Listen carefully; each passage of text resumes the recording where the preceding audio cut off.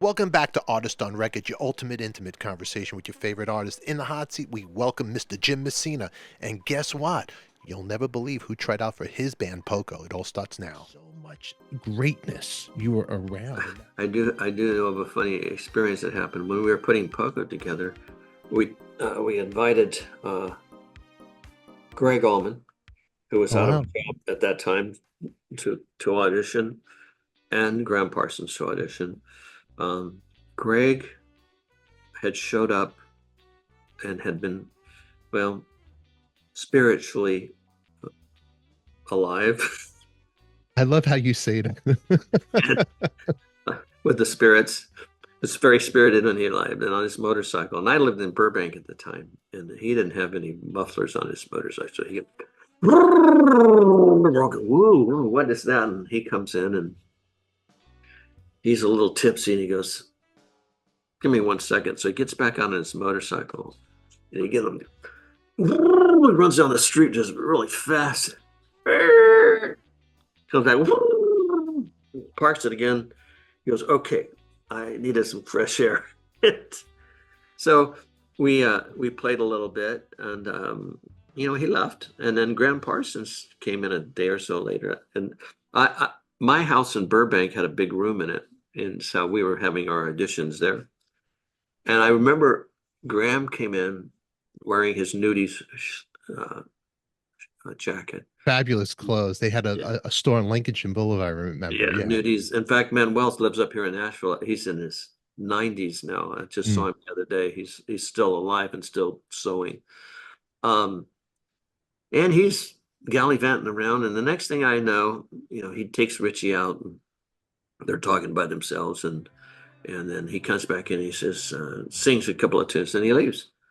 And I said, "So how did it turn out?" And he says, "Well, not good." I said, "Why is that?" And he says, "Well, the first thing he wants to do is fire you." He says, "You don't need him. I'm gonna be in the band. I'll be able to sing and play the guitar, and I think we should do this, that, and the other thing." And Richie said, "I don't think so. I don't think that's gonna work." And so he came out and sang a song, then and left. So I think that whole situation, again, you get with people who, how would you say, their personalities are a little affected. He would have, I mean, I think even if I'd have left and he'd have joined the band, I don't think it would have lasted very long, because just where he was at in his life So, at that. so two people. I never knew this. So you have Gregg Allman and you have Graham Parsons that wanted to try out to be in Poco. Right. This was before the Flying Burrito Brothers for Graham Parsons, right? I think so. I would think so. Yeah, because this has got to be early 1968. And I don't know much of his history, Hmm. when the Flying Burrito Brothers really released anything. But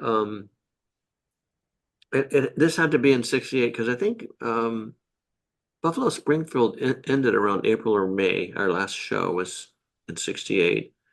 And then we signed a contract on December the 5th in 1968 with Epic Records. So somewhere between May and December, we were auditioning, and I'd say closer to maybe June.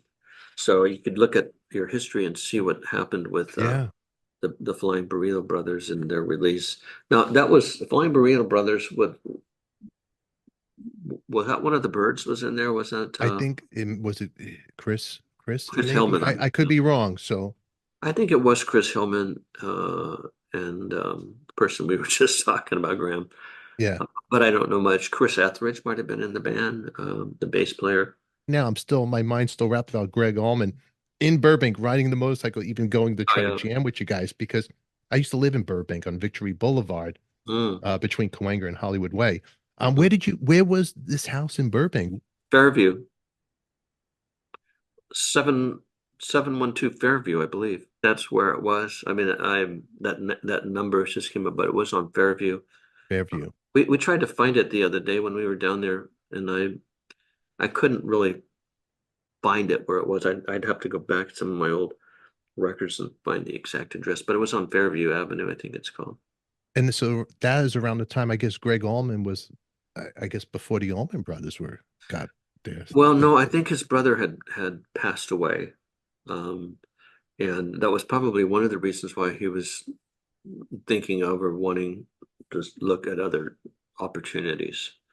But I know his brother had passed away, and so Yeah. and I don't know when that happened, but I know I he think was. I think I was actually went to Macon, Georgia, and I went to on a whole Allman Brothers. I did a whole vlog about it. Pretty Mhm. crazy, the whole story with the brothers, with Dwayne and Barry Oakley, because they both died, I believe, a year from each other. Oh, I didn't Couple know that. blocks, so yeah, a couple of blocks. Dwayne first, motorcycle accident, not too far from the big house where they all live, and then a year later, Barry, the bassist, passed away. He was tight with Did Dwayne, and he passed away in a he didn't motorcycle pass away accident. in a motorcycle A accident? motorcycle accident a couple blocks away from the house. Pretty weird. That is weird. And when you look at their debut record, which the photo shoot was taken in a cemetery, you see Barry like his hands open and he's standing on some monument or something, and there's the band, and right underneath him is Dwayne. So all these crazy, it's almost reliving Abbey Road, Clues for Paul McCartney. You really want to go down the rabbit hole of classic rock Right. and roll. Like, Somewhat dramatic in a sense of the word. hmm There's a lot of drama involved, and of course, depending on what kind of depressants or stimulants are at play, yes, have an effect on the personality. I mean, absolutely. I grew up in the South and Texas, and my my heritage is American Indian and Italian. So, I mean, there's a crazy bunch of people. Well, me being Jewish, I got a lot of Larry David in me, so I'm neurotic. So there you go. Yeah, But our um, little Woody, what is his name? Woody Allen, Woody Allen. Yeah, I have a mixture of all those cats he together. made a Especially, career out of being neurotic. I mean, it's amazing. And I'm trying to figure it out and splash it into this show and share my neurotic with all my guests that come on here. Go, what a nutcase that guy is. If you want to see this conversation with Jim unedited, become a member, join the club. We'll be releasing more clips of my conversation with Jim, so subscribe, hit the bell to be notified so you don't miss when they come your way. Until then, who loves you, baby? We do. Thanks for watching, and post your comments down below. We always love to hear from you. You can now catch Artist on Record on Spotify, iHeartRadio, wherever you want to download your favorite podcast. Download Artist on Record with your friend Adika. We'll catch you later. Now click on the box here for something else that's special that you might not have seen or you want to see again. You crazy kids.